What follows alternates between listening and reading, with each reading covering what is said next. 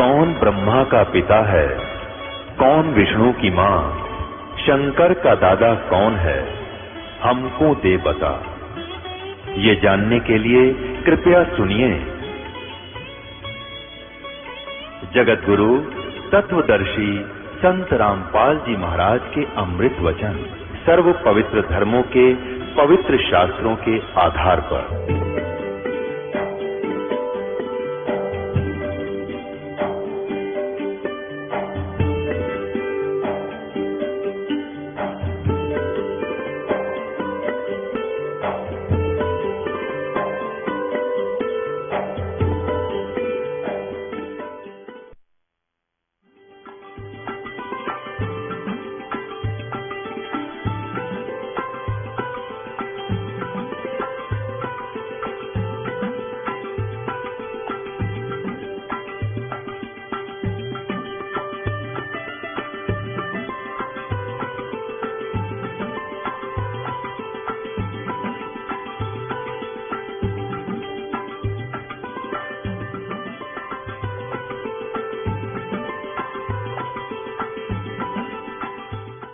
कहने का भाव यह है कि वो जो बच्चे थे वो मनमाने कोई से दुखदायी तत्व हो पिछले जन्म के आपके हैं, बड़े होकर को डाके मारे, को चोरी करे, को बहू न सता दे, अब लड़के मर गया सारे जेल में, मन इस प्रकार का कोई दुखदायी तत्व था।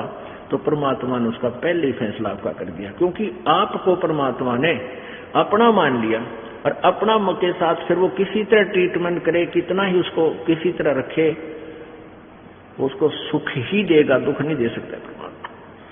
एक बार जींद में एक हमारा सेवक और उस घर में वो उसकी सास और उसकी वो लड़की दोनों नाम ले रही और परिवार नहीं ले रहा था। और उस लड़की का पहले 2 कन्याएं थी और वो लड़के के चक्कर में लड़का हो, हमारा लड़का हो, वो 2 होली थी जब हमारे पास आई थी। नाम लिया उन्होंने दोनों ने, क्योंकि नाम लिया, नाम लिखते ही फिर उनको परमात्मा दया गर्भ रहा। अब डटया ना जाता उन पे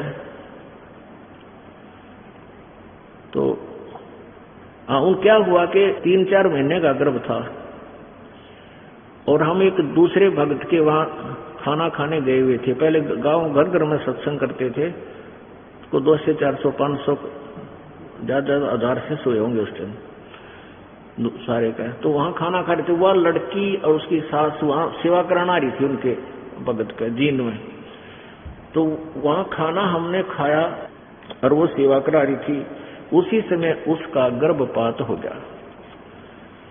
हमें पता नहीं क्या कारण हो गया, वह लड़की रोए रोए बुरा हाल कर दिया।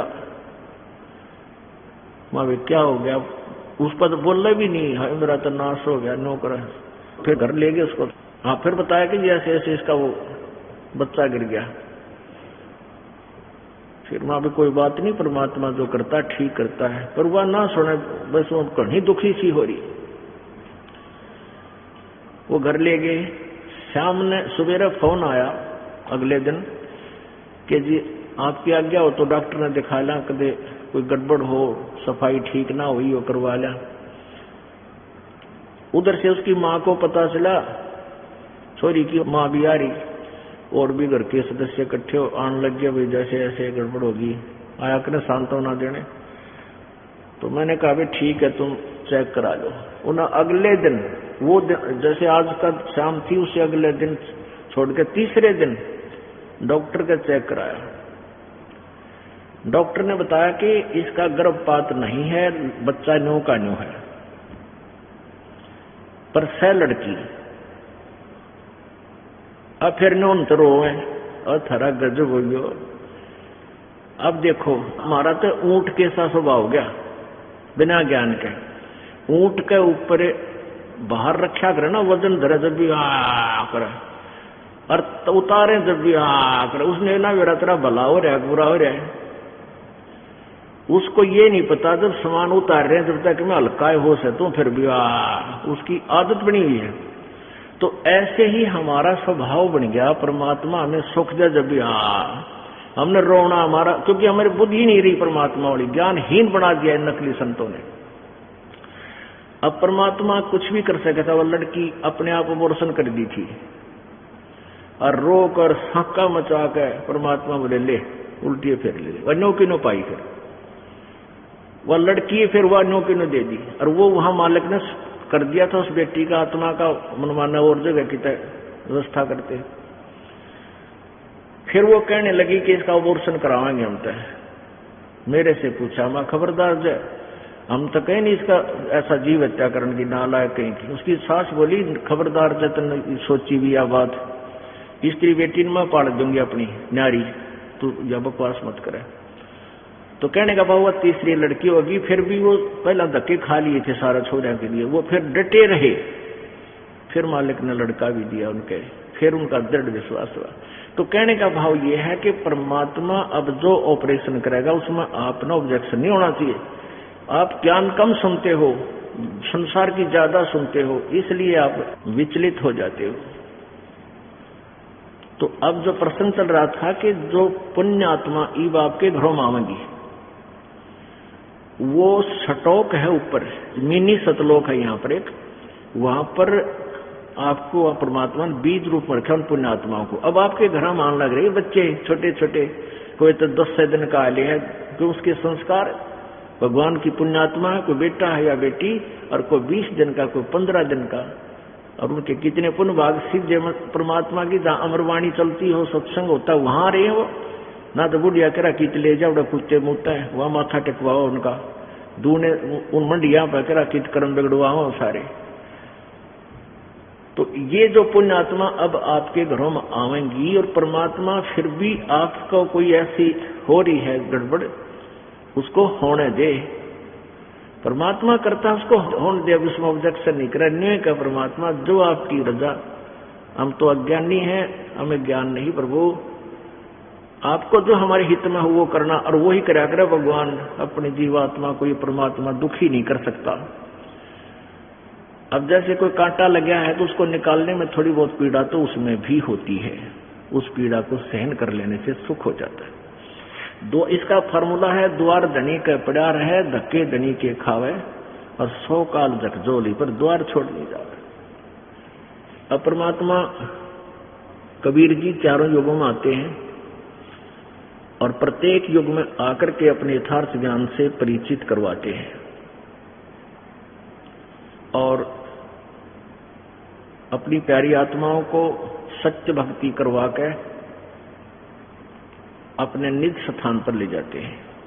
प्रत्येक कलयुग में यही वो पीक टाइम होता है, और इस समय में इसको बिचली पीढ़ी बोलते हैं। इस बिचली पीढ़ी में लाखों करोड़ों अरबों जीवों को परमात्मा प्रत्येक कलयुग में पार कर ले जाता है। वो स्वयं आते हैं या हमारे जैसे कोई दास को भेजकर अपनी ही शक्ति से हमें मीडिया बनाकर अपना कार्य अपने बच्चों के लिए करते रहते हैं। अब 600 वर्ष पहले परमात्मा ना आए होते और उन्होंने वो लीला नहीं की होती जो भगवान किया करते हैं, जिनका वेदों में प्रमाण है, तो हम कैसे पहचान सकते उस परम पिता को। अब उसके लिए कि परमात्मा सतलोक में रहते हैं, सतलोक से चलकर आते हैं। अब मैं कहता रहूं आपको कोई असर नहीं होगा, कबीर साहब की वाणी भी आपको दिखा दूं तो भी प्रभाव नहीं पड़ सकता। क्यों नहीं पड़ सकता? क्योंकि हमारे कोई अज्ञानी ऋषियों और गुरुओं ने हमारे हृदय में ये रंग रखा था कि कबीर जी अशिक्षित है, वो वेदों से अपरिचित है, और वेद और गीता और पुराण जो बताते हैं वो सत्य है, वो सच्चा है। अब वेद और पुराणों में वही बात मिल जाए जो परमात्मा ने 600 वर्ष पहले बताई थी, तो परमात्मा को पहचानना कति आसान हो गया, आसान हो गया। अब परमेश्वर कबीर जी 600 वर्ष पहले बताया करते ब्रह्मा विष्णु महेश नासवान है, लेकिन हम परमात्मा के शत्रु हो गए इन झूठे गुरुओं ऋषियों के उस झूठ को आधार बनाकर कि कबीर जी अशिक्षित हैं और ये वेद और गीता पुराणों को नहीं जानते। अरे उन वेद और गीता पुराणों की आवश्यकता नहीं, वो तो सृष्टि रचनहार हैं, उन्हें तो ब्रह्मा विष्णु महेश छोड़ इनके पिता की भी मूल जड़ का पता ये कैसे उत्पन्न हुआ था।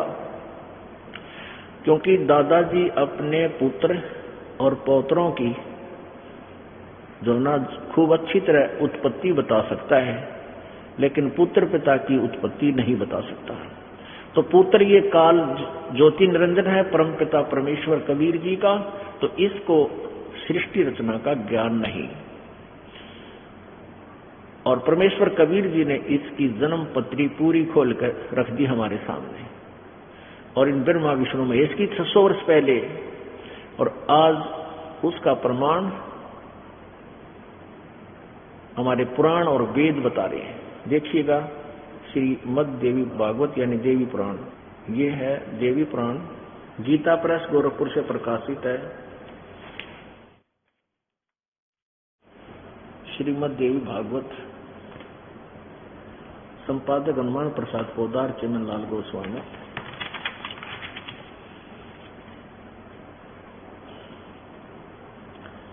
प्रकाशक है, मुद्रक है गीता प्रेस गोरखपुर, गोविंद भवन कार्यालय कोलकाता का संस्थान। इसके 123 पृष्ठ पे, तीसरा स्कंध, पृष्ठ 123।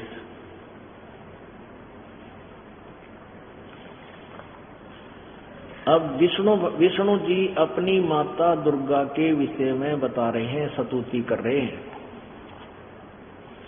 तुम शुद्ध स्वरूपा हो, यह सारा संसार तुम्ही से उद्भासित हो रहा है। मैं ब्रह्मा और शंकर, विष्णु जी कह रहे हैं मैं ब्रह्मा और शंकर हम सभी तुम्हारी कृपा से ही विद्यमान हैं। हमारा आविर्भाव माने जन्म और तिरोभाव में मृत्यु हुआ करता है। हमारा तो जन्म मृत्यु होता है, हम तो नाशवान है, अविनाशी नहीं है।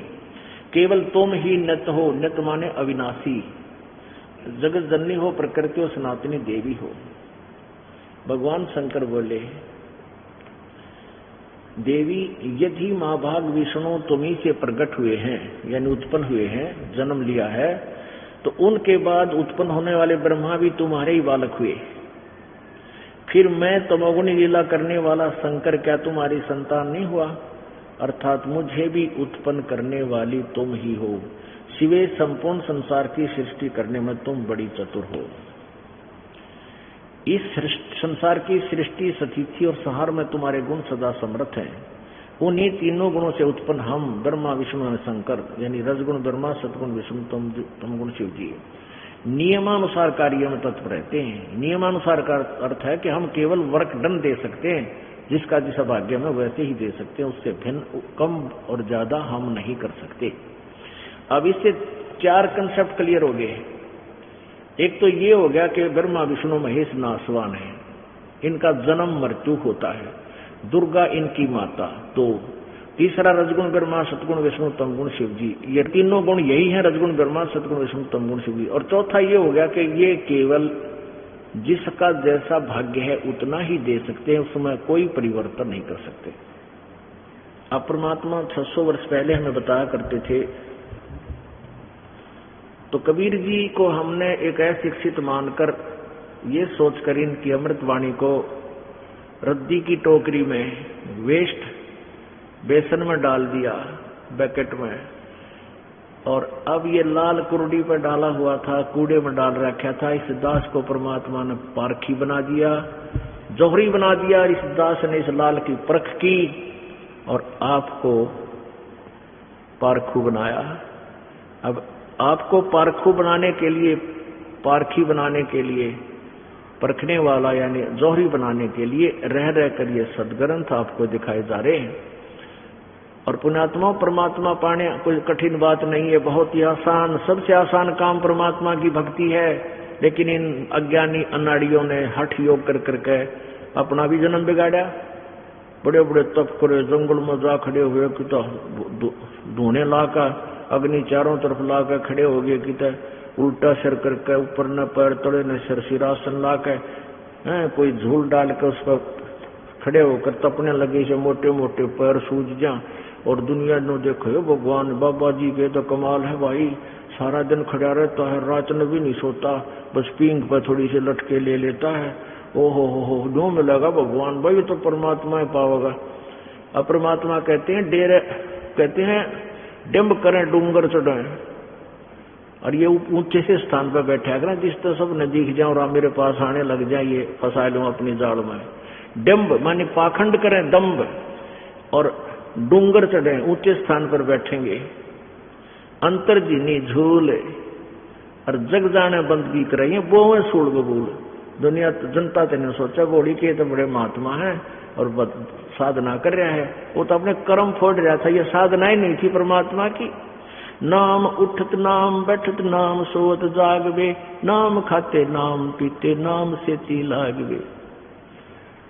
परमात्मा की भक्ति एक सतनाम है, श्वास उश्वास से, चलते फिरते उठते बैठते खाते पीते उस बालक के नाम न भूल रहे नहीं, क्योंकि सांस भी आवेगा, चाहे हम खाना खा रहे हैं, चाहे चल रहे हैं या किधर बैठे हैं, सफर कर रहे हैं, तो श्वास आएगा तो उस पर ध्यान रखना है भाई हम कौन सा मंत्र कैसे जाप कर रहे हैं, ये कमाई आपकी बनेगी।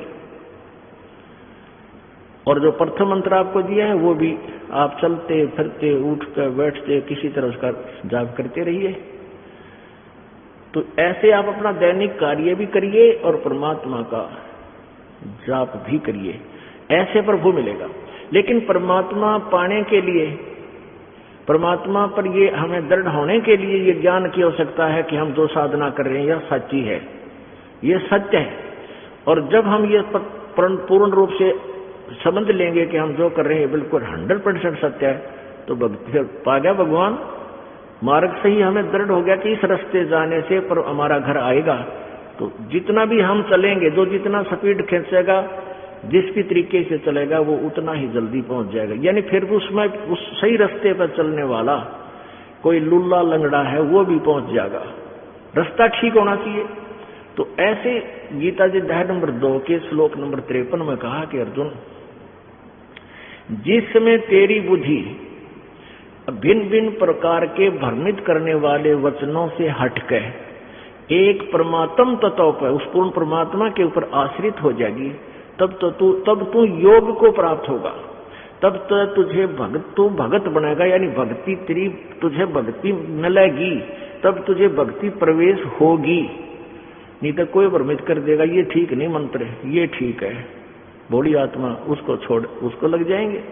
अब नहीं छोड़ सकते आप, ऐसा ज्ञान में रंग दिया जाएगा और मोक्ष बहुत ही आसान है। तो कहते हैं तब तो तू भगत बनेगा। तो ऐसे ही पुण्यात्माओं, जब आपको यथार्थ ज्ञान हो जाएगा कि हम जो साधना कर रहे हैं ये बिल्कुल शास्त्र अनुकूल है, फिर तो मोक्ष हो गया, 100% होगा, गारंटीड होगा। ना होता तो परमात्मा ने आने की क्या आवश्यकता थी, यही ज्ञान बताने की आवश्यकता क्या थी।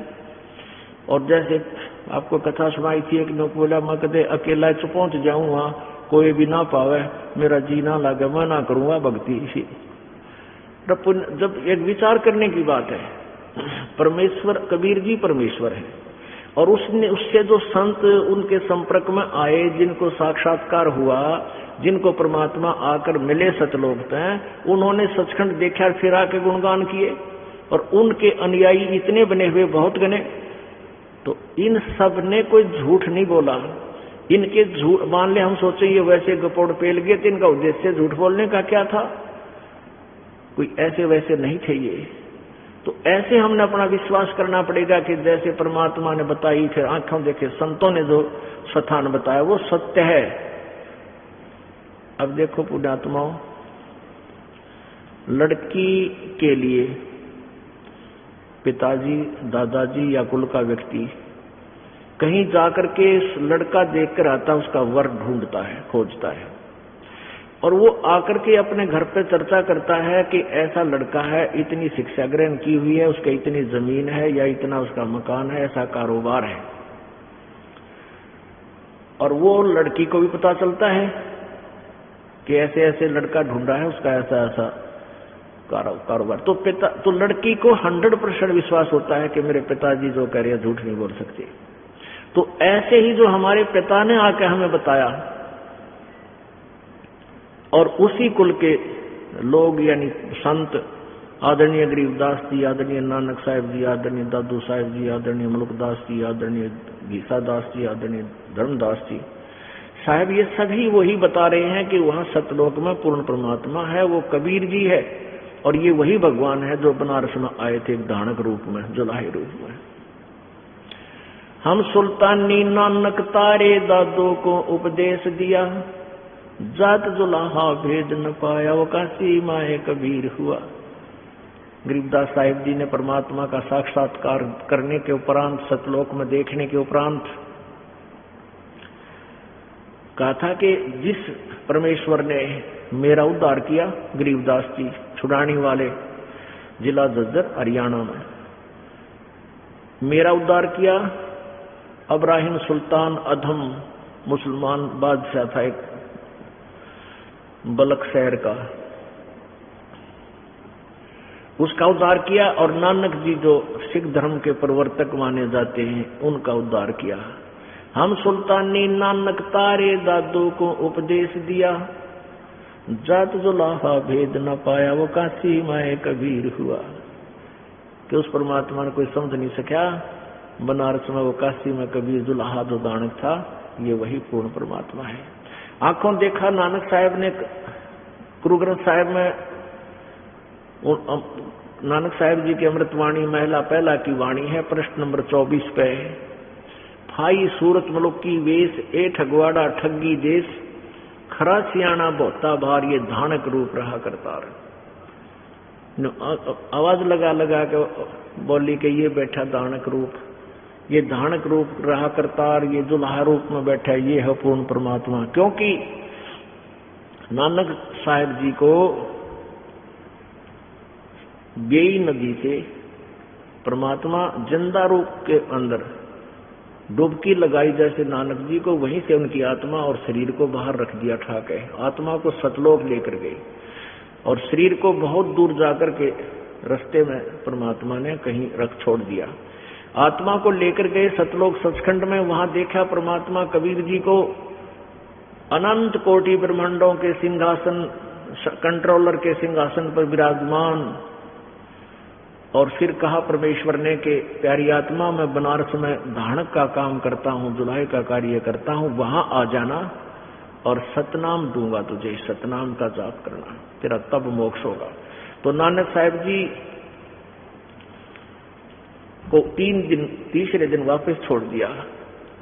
नानक साहब जी जो वापस आए, घर छोड़ दिया, नौकरी त्याग दी, बनारस पहुंचे, वहां परमात्मा को देखा जुलाहे का कार्य करते हुए।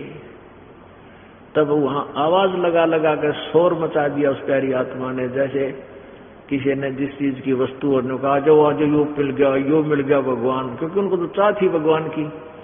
तो वहां आवाज लगा कर कहते हैं कि फाई सूरत मुलुक की वेश, ए ठगवाड़ा ठगी देश।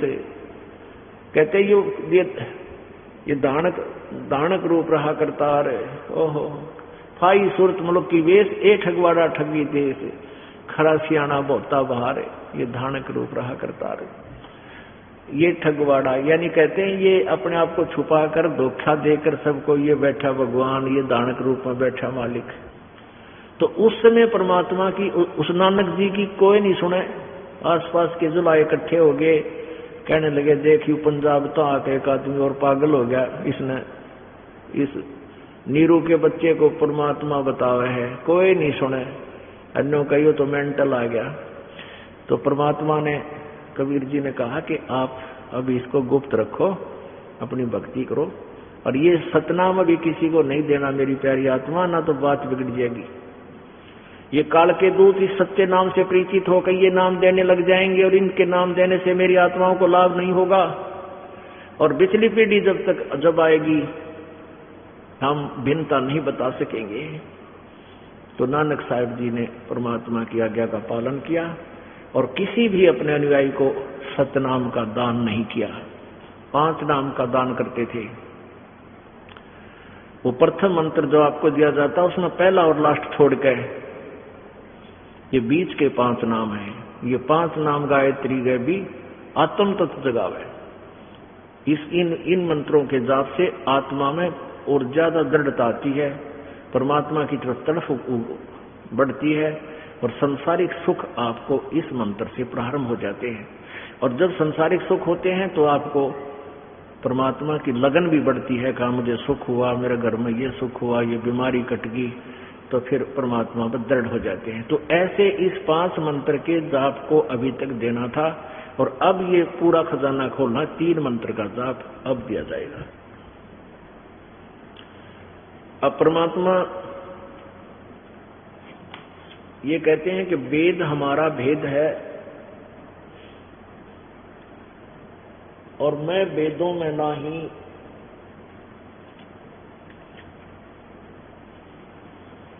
और जौन वेद से मैं मिलूं वो वेद जानते नहीं।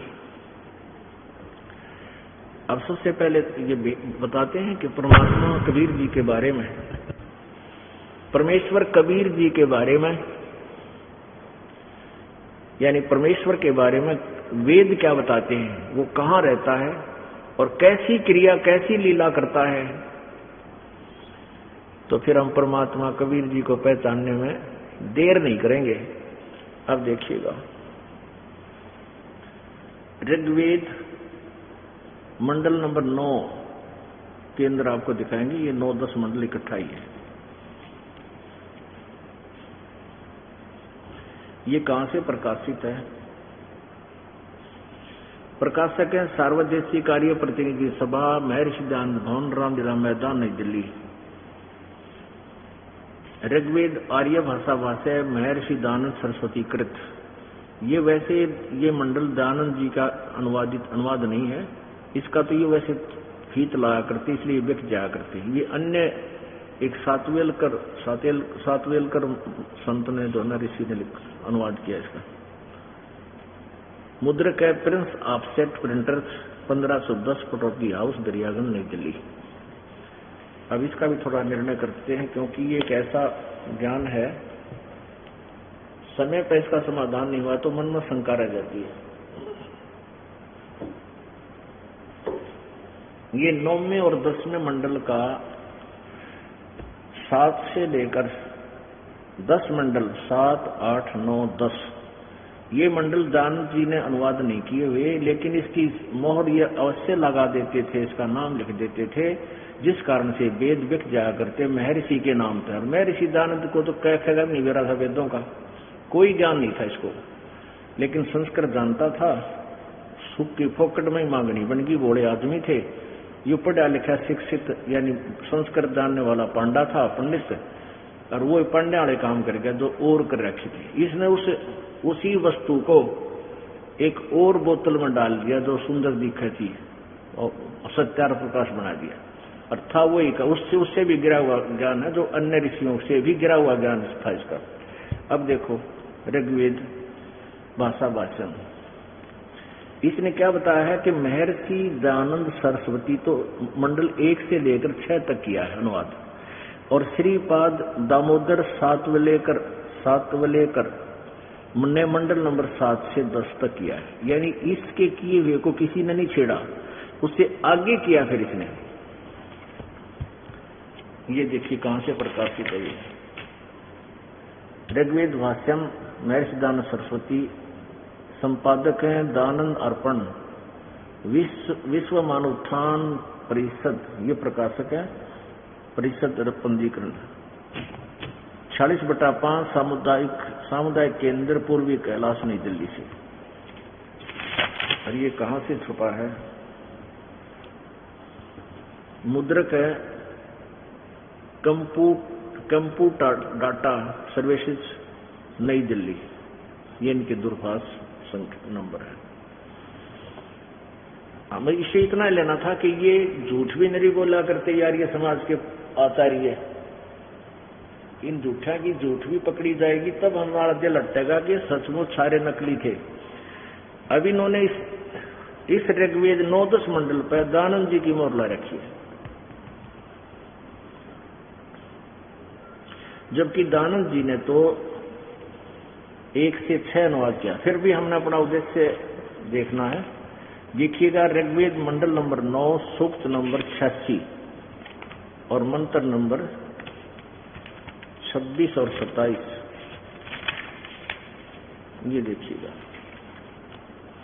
ऋग्वेद मंडल नंबर 9, सूक्त नंबर 86, इसका मंत्र नंबर 26। ध्यान से देखना, क्योंकि आप जी को जैसे बालक ने पढ़ाया करे ना, बच्चा पहली कक्षा में 1 वर्ष तक उसको समझाते हैं, बोल A for apple, B for book, C for cat, यानी रोज ना यह रट्टा लगा दे, जब जाकर उसके हृदय में वो वचन, वो शब्द परफेक्ट होते हैं, उसके हृदय में दसते। ऐसे ही आज आप प्रथम कक्षा के बच्चे हो, इसलिए आपको बार बार ये वेद और गीता और पुराण ये बहुत दिनों तक आपको रटाए जाएंगे, तब आप इससे परिचित हो गए। अब देखो, ये ऋग्वेद मंडल नंबर 9 सूक्त 86 का 26 मंत्र है। इसमें क्या अनुवाद किया है कि यज्ञ करने वाले यजमानों के लिए परमात्मा सब रास्तों को सुगम करता हुआ उनके विघ्नों को यानी संकटों को मर्दन करता है, सब संकटों का नाश करता है और उसके सब रास्ते खोल देता है, और उनको पवित्र करता हुआ और अपने रूप को निरंजन माने रूप आकार को सरल करता हुआ, क्योंकि परमात्मा का शरीर सतलोक में बहुत तेजों में है, करोड़ सूर्य करोड़ चंद्रमा मिला दे इतनी रोशनी एक रोमकूप में है। एज इट इज वो आ जावे तो यहाँ किसी ने दिखाई नहीं दे, सब यहाँ आंखें बंद हो जाए, इसलिए सरल करता हुआ हल्का तेज पूज का रूप बना के वो यहाँ आता है, अपने रूप को सरल करता हुआ। वह कांति में परमात्मा, वो इन्होंने कवि का अर्थ सर्वज्ञ कर दिया। कवि कोई भी सर्वज्ञ आज तक नहीं हुआ, भगवान ही हो सकता है। तो यहाँ कबीर अतो, तो यहाँ हम इसको कबीर देव लिख दें, वो कबीर देव है, चाहे इसका अर्थ तो कुछ भी कर ले हम, वो कबीर देव है, यहाँ लिखना चाहिए हमने कबीर देव। अब जैसे ये यजुर्वेद है, पुण्यात्मा आप जी ने यह पढ़ाई कभी घोटनी पड़ेगी, आपको PhD करनी पड़ेगी स्मारक की, तब आप भक्ति के योग्य बने रहोगे, ना तो कोई भी आपको डामाडोल करके उसी गड्ढे में फिर डाल देगा जहां से मुश्किल से निकाले गए। ये देखिए यजुर्वेद। अब इस यजुर्वेद में ये महर्षि दयानंद द्वारा ही छपा है, अध्याय नंबर 36 का श्लोक नंबर 1, ये देखिए 36वां अध्याय है, इसका ये मंत्र है। इसमें ये यजु शब्द है, रचम वाचम परपधे मनो यजु परपधे। तो इस यजु का अर्थ, अब यहाँ यजु का अर्थ करते हैं यज्ञ सतुता, इसका अर्थ होता है यज्ञ सतुतियां को यजु बोलते हैं, और है ये यजुर्वेद के बारे में। तो यहाँ अनुवाद के समय महर्षि जी ने सही किया है, ये यजुर्वेद का यहाँ यजु लिखा है ओनली, जो मूल संस्कृत में यजु है, ये यजु, इस यजु को एज इट इज ब्रैकेट में लेकर यहाँ लिख दिया यजुर्वेद। तो इससे आसानी से समझागा कि वो यजुर्वेद है, और इसका अर्थ कर दें यज्ञ सतुतियों, यज्ञ सतुतियां, यजु का अर्थ होता है यज्ञ सतुतियां। अगर यहाँ लिख देते यज्ञ सतुतियों को प्राप्त हो, तो यजुर्वेद यहाँ लिखना पड़ा, यजुर्वेद ऐसे लिखना चाहिए था। तो ऐसे ही यदि कवि का अर्थ इन्होंने कबीर लिखना चाहिए था, कबीर देव, चाहे आप उसको कवि भगवान कह रहे हो तो कबीर देव कहना चाहिए, कबीर देव लिखना था यहाँ पर। वो कबीर देव है, वो कवि भगवान, नो सोच लो कवि भगवान है, तो हम उसको कबीर देव कहने लगे अपनी लोकल भाषा में। वेदों में कबीर देव, हम वै को वै बोलते हैं, वेदों को हम वेद बोलते हैं, और जैसे किसी का नाम करमवीर है, हम करमवीर बोलेंगे इसमें, ऐसे हमारे लोकल लैंग्वेज में है यो। तो हम कबीर देव को कबीर देव कहने लगे, देव माने परमेश्वर, तो हम लिखने लगे कबीर साहब, कबीर भगवान, कबीर रे पूरा लिखने लगे अपनी साधारण भाषा में, जैसे टूटी फूटी लिखा करते। तो उससे ये कबीर देव, कबीर नाम पक गया। उस कबीर देव का नाम हमने कबीर देव का नाम कबीर बना लिया, तो हम कबीर ही पक गया, कबीर ही कहते हैं। तो वेदों में उसे कबीर देव कहा, कवि। आप देखिए, फिर देखिए ऋग्वेद मंडल नंबर 9 सूक्त नंबर 86 मंत्र नंबर 26। यज्ञ करने वाले, यज्ञ माने भक्ति, साधना अनुष्ठान करने वाले यजमानों माने भक्तों के लिए परमात्मा सब रास्तों को सुगम करता हुआ उनके विघ्नों को यानी संकटों को मर्दन करता है और उनको पवित्र करता हुआ यानी उनके पापों का नाश करके और अपने रूप को सरल करता हुआ, हल्का रूप बनाकर अन्य रूप धारण करके करता हुआ, वह कांति में और तेजों में परमात्मा यह लिखना था कबीर देव है। वो कबीर देव विद्युत के समान क्रीड़ा करता हुआ यानी जैसे बिजली चमकती हुई एक सेकंड में आ जाती है करता हुआ वर्णीय पुरुषों को प्राप्त होता है। वर्णीय माने श्रेष्ठ आत्माओं को, अच्छी आत्माओं को, दृढ़ भक्तों को प्राप्त होता है। आगे देखो 27 में प्रेम की वे सैकड़ों धाराएं, इसका अर्थ तो कुछ और बनता है भावार्थ, यह वैसे अनुवाद किया उन्होंने, जो नाना रूपों में स्थिति को लाभ करे। इसका अर्थ यह है कि वो परमात्मा न जाने कितने रूप धारण करके आता है और वे परमात्मा को प्राप्त होती है। प्रकाश पुंज परमात्मा तेज पुंज का रूप दे धरकर, तेज पुंज अन्य दे धरकर इस विध हमको भेंट ही, गरीबदास जी ने अपनी वाणी में ब्रह्म वेदी में लिखा है। प्रकाश पुंज परमात्मा को बुद्धि वृत्तियां विषय करती हैं। जो परमात्मा ध्रुवलोक के और तीसरे भाग पर विराजमान है, पृष्ठ माने हिस्से पे, वो तीसरे पृष्ठ पर विराजमान है और प्रकाश रूप है, उसकी बुद्धि वृत्तियां प्रकाशित करती हैं। ये भी सिद्ध हो गया कि वो परमात्मा एक देशीय है, ध्रुवलोक में रहता है, वो तीसरे पृष्ठ पे वहां परमात्मा विराजमान है। आगे देखिएगा। अब ऋग्वेद मंडल नंबर 9 का ही सूक्त नंबर 82 के मंत्र 1, 2 और 3 में कति स्पष्ट हो जाता है परमात्मा साकार है और किस उद्देश्य से आता है। ऋग्वेद मंडल नंबर 9 सूक्त नंबर 82 और मंत्र यहां से शुरू होता है 82 यहां से, और ये इसका प्रथम मंत्र है। जो सर्व उत्पादक प्रभु यानी सबकी सृष्टि रचने वाला परमात्मा प्रकाश रूप, सद्गुणों की वृष्टि करने वाला, पापों को के हरने वाला, पाप नाशक, वह राजेव राजा के समान, राजेव राजा के समान दर्शनीय है, देखने योग्य है और दिखाई देता है, साकार है और पृथ्वी लोक लोकांतरों के चारों ओर शब्दमान हो रहा है। वह वर्णीय पुरुषों को,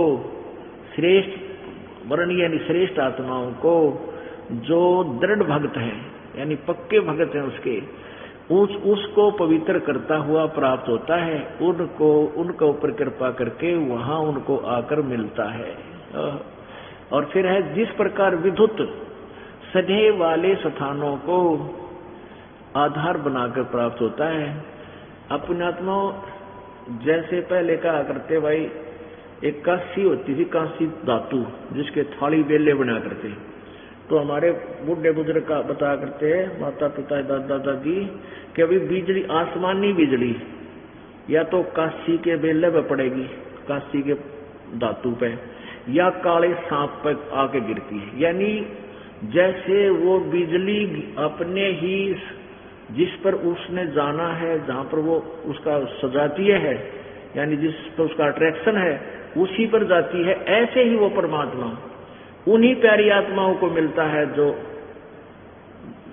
जिसको उन्हें मिलना चाहिए। वो दृढ़ भक्त है तो स्वाभाविक कहते हैं वहां जैसे वह बिजली इतनी सपेटते हैं और अपने उस स्नेह वाले जिससे उसका लगाव है, जिस पे वह गिर सकती है, कहते उनको गिरती, ऐसे ही वो परमात्मा अपनी प्यारी आत्माओं को ही, उन दृढ़ भक्तों को आकर सतलोक से बिजली जैसी गति तय बहुत तीव्र जैसे पहुंचूंगा क्षण एक में अपने जन के काज, अपने जन के हेत और हिरणाकुश उदर विदारिया रावण मारा खेत। यानी जब श्री रामचंद्र जी के बस का नारा था, रावण कभी छक्के छूट लिए थे, जब परमेश्वर ने आकर उस काल को, उस रावण को खत्म किया था। और बहाना क्यों कहते हैं, करा करावे साइया मन में लहर उठाता, दूसरे जीव के आव बगल हो जा।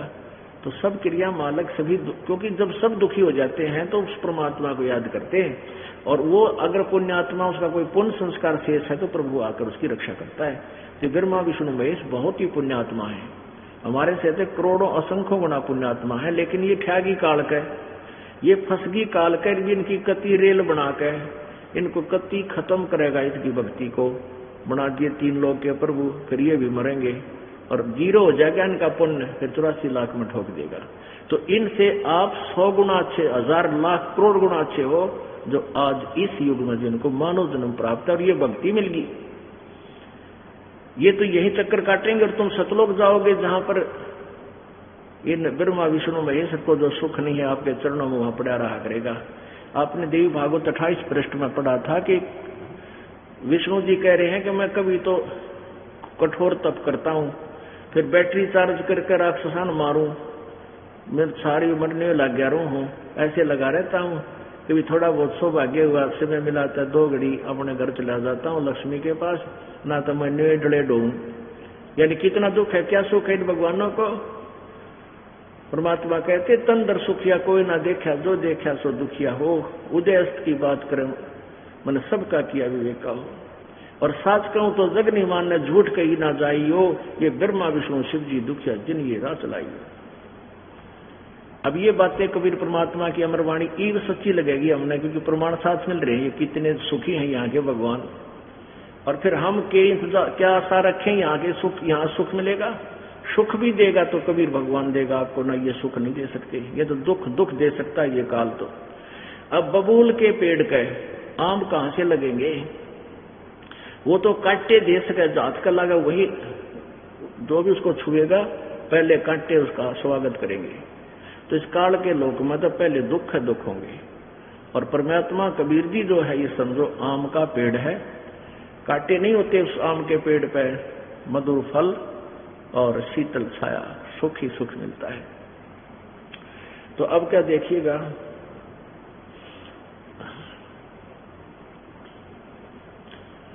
वो परमात्मा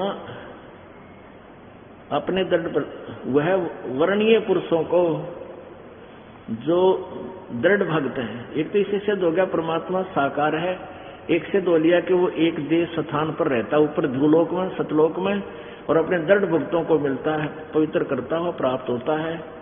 और जिस प्रकार विद्युत स्नेह वाले स्थानों को आधार बनाकर प्राप्त होता है, जैसे बिजली अपने जिससे उसका लगाव है उन्हीं पर आकर गिरती है, तो ऐसे ही परमात्मा भी अपने इन प्यारी आत्माओं को आकर, उनको जिनसे उनका लगाव है कि ये मेरे काम न कर सकते हैं, आगे ढंडोरा पीट सकते हैं मेरा, ये डगमग नहीं होंगे संसार से, उनको आकर के अपना वो खजाना खोलता है। आगे देखो वो किस लिए आता है। ऋग्वेद मंडल नंबर 9 सूक्त नंबर 82 का ये मंत्र 2 है। हे परमात्मन, उपदेश करने की इच्छा से आप, यानी ज्ञान देने की इच्छा से आप महापुरुषों को प्राप्त होते हो, अच्छी आत्माओं को आके मिलते हो, उन महात्माओं को, संतों को, और आप अत्यंत गतिशील पदार्थ के समान, यानी बिजली की तरह बहुत शीघ्रता से हमारे आध्यात्मिक यज्ञ को प्राप्त होते हैं। यानी जहां परमात्मा की चर्चा चलती है वहां पर प्रभु आ जाते हैं। आप कबीर देव हैं, इन्होंने फिर अर्थ कर दिया कवि का, सर्वज्ञ हैं। हम यहाँ लिखते हैं आप कबीर देव हैं, कबीर देव, हम कबीर साहब बोलते हैं, आप कबीर साहब हैं। यहाँ देखिए ये कबीर ऊपर आधार ला रखा है, कबीर वेदस्या, और वेदस्या का मन उपदेश करना। कबीर देव उपदेश करने की इच्छा से आप महान पुरुषों को प्राप्त होते हो। हे कबीर देव, यहाँ लिखना चाहिए था, हे कबीर देव, आप उपदेश यानी ज्ञान देने की दृष्टि, यथार्थ ज्ञान देने की दृष्टि से आप यहाँ उत्पन्न प्रकट होते हो। आप कबीर देव हैं। अच्छा आगे देखो,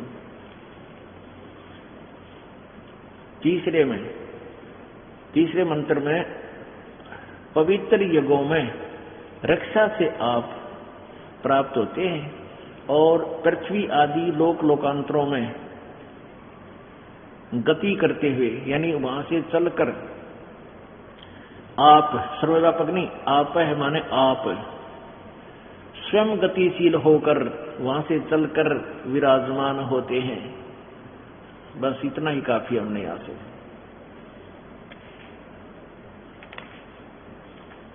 अपने आत्मा परमात्मा साकार है और वो स्वयं ही आकर के यहाँ अपने ज्ञान देने के उद्देश्य से पुण्यात्माओं को मिलता है और उनको यथार्थ ज्ञान देकर के अपने से परिचित कराता है। अब और देखना प्रमाण, कितने प्रमाण है परमात्मा सशरीर है और वो कबीर है।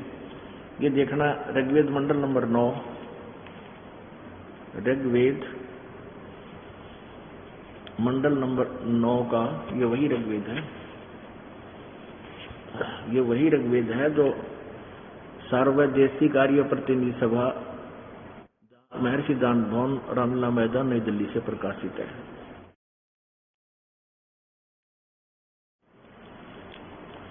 ऋग्वेद मंडल नंबर 9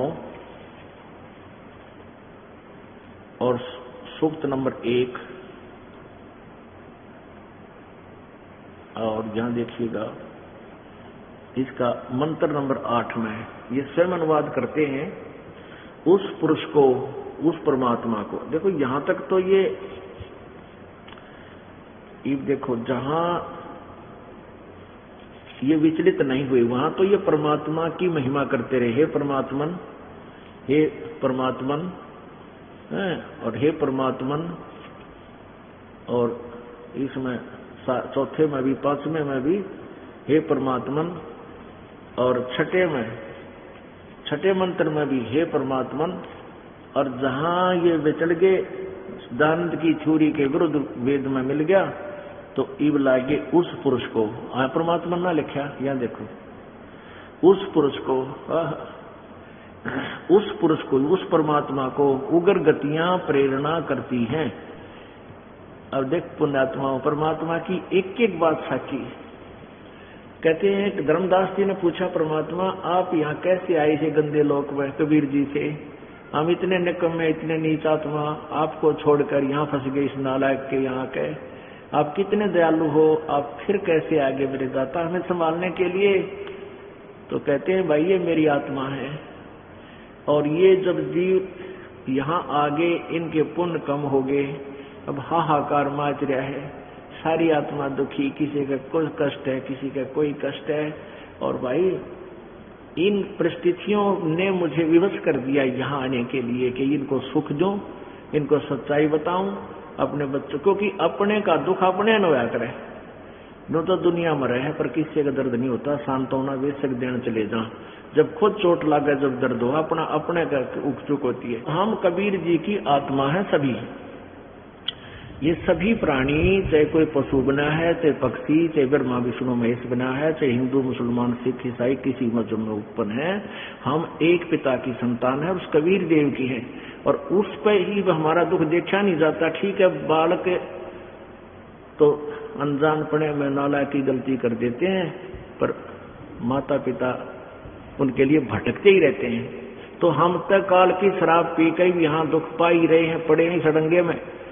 माता पिता का हर प्रयत्न रहता किसी प्रकार की नशा उतर गया, अरे अपने घर चल, इसने नुआवा धुआवा साफ करें, सुख दे, अच्छी तरह रखे हैं। तो ऐसे स्थिति आज हमारी हो रही है। हम इस काल के इस गंदे सुख न, झूठे सुख को सुख मान के यहीं इसी में लटपट रहते हैं। तो ये क्या बता रहे हैं कि उस परमात्मा को यहाँ आने के लिए ये उग्र गतियां, ऐसे इस प्रकार का जो माहौल ही बन गया, आग लगने को हो रही है कलयुग में, माया माया दिखा सबने, क्योंकि भगवान का डर रहा ना, भगवान का ज्ञान रहा नहीं। आत्मा, भोली आत्मा दूने पाप कमा रही है और कोई सुखी नहीं। तो प्रभु ने यही तरीका अपनाया कि इनको ज्ञान दें और ज्ञान दे के वो सुख भी दें जो जिनकी इनको चाह है। और फिर जब सुख हो गया फिर ये मेरी बात भी सुनेंगे। अब देखो आप यहाँ आते हो, आते आपको परमात्मा अवश्य राहत देगा, गारंटीड बात है। जो हृदय साफ से आएगा, जो दोगले मन से आओगा तो ये नहीं सुनेगा। और फिर आपको सुख होंगे। आपका 1 लाख में काम नहीं होना था और आपका फ्री में कर दे भगवान, 10 लाख में नहीं होना था और वो फ्री में कर दे, तो फिर आप डटते नहीं डट सकते वहां पर। यहाँ आओगे और फिर यहाँ आओगे तो फिर आपको ये रंग भगवान का चढ़ाया जाएगा या गुट्टी पिलाई जाएगी रह कर, तो आप फिर दृढ़ हो जाओगे। तो इन उग्र, अब यहाँ ये वेद भी वही बता रहे हैं कि ऐसी परिस्थितियां बन जाती हैं, परमात्मा को यहाँ आना पड़ता है। अब देखो, उस परमात्मा को उग्र गतियां प्रेरणा करती हैं और भासमान शरीर को, यानी तेजोमय शरीर को, वह परमात्मा प्राप्त होता है। तेजोमय शरीर प्राप्त करके, यानी सुंदर शरीर प्राप्त करके, हल्का, दुर्ति माने हल्का तेज का शरीर, भासमान माने यानी तेजोमय शरीर, वह परमात्मा को प्राप्त होता है। फिर उसमें 3 प्रकार से दूसरों का वारण करने वाला मधुमय शरीर मिलता है। 3 प्रकार से दूसरों की, यानी परमात्मा एक तो कई प्रकार से आता है यहाँ दूसरे अपने भक्तों के उद्धार करने के लिए।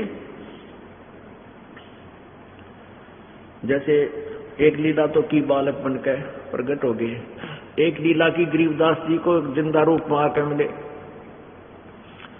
और एक ऐसा होता है जो कुछ दिन कहीं स्थान पर एक गुप्त संत रूप में रह करके वो चले जाते हैं। उसका न्यों नहीं पता ये कौन संत था, कितना आया।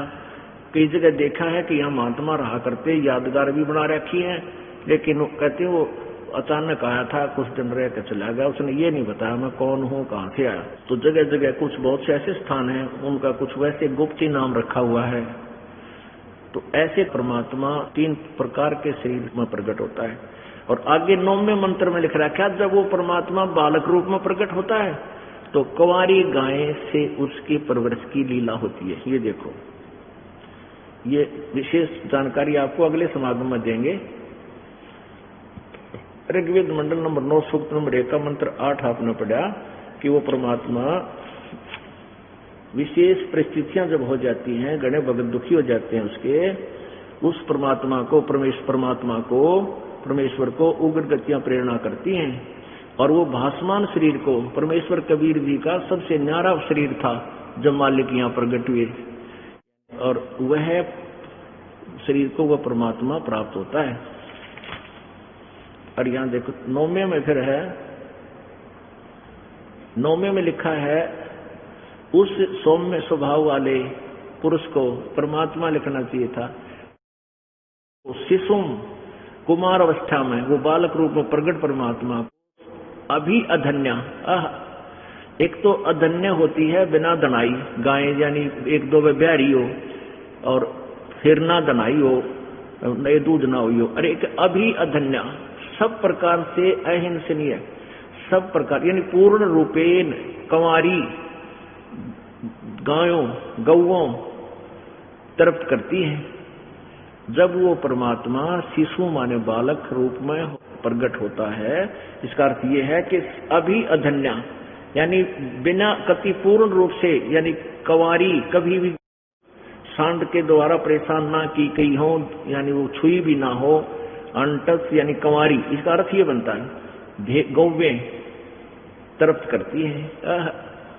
और 600 वर्ष 250 वर्ष पहले 600 वर्ष पहले परमात्मा की लीला में जैसा उनके साथ हुआ था वो विद्यमान उनके चरित्र में। गरीबदास जी ने कहा था, अन व्यावर को दूहते दूध दिया तत्काल, और पीवा बालक ब्रह्म गति दासी वो भय दयाल। कि परमात्मा कबीर जी ने वह लीला की थी और वो एक कंवारी गाय का दूध पिया, जब तक वो बालक रहे वो गाय दूध देती रही, और कुछ समय के बाद दूध कम हो जाता, फिर बढ़ना शुरू हो जाता। और ये वर्तमान में भी है। मेरी भतीजी ब्याह रखी है इधर बड़ा गांव में, और उसके आज भी गाय है, वह दूध भी लाए थे, हमने मंगाया था, वह आज तक नए दूध नहीं हुई है, और वो दूध देती है। अपने आप दूध उसके थन में दूध आना शुरू हो गया, निकालने लग गए। वो 5-5, 6-6 किलो दूध यानी पूरे दिन में और देती है। और जब वर्ष 1 हो जाता है, थोड़ा सा कम हो जाता है दूध, आधा किलो रह जाता है, और फिर 10 दिन के बाद वो फिर बढ़ना शुरू हो जाता है। आज वो 8-9 वर्ष की होगी, अभी तक भी वो दूध दे रही है। तो ये पहले तो ये बात समझ में नहीं आवत थी, ये नाड़ी आगे नहीं आने थे, कुंवारी कैसे दूध दे दे, और ये प्रमाण रहे आज कितने। तो ऐसे परमात्मा को इन अनाड़ी अज्ञानी ऋषियों और महर्षि संतों ने अपाहज बना के छोड़ रखा था। न्यों नहीं हो सकता, ऐसे नहीं हो सकता, नरसिंह जी की हुंडी नहीं ले सकता, द्रौपदी की साड़ी नहीं बढ़ सकती, बनावटी बातें थी लोगों की। सतगुरु जो चावे सो कर ही 14 लोक दूत जम डर ही, ऊत भूत जम त्रास निवारे, और चित्रगुप्त के कागज पाड़े। बोलो सतगुरुदेव।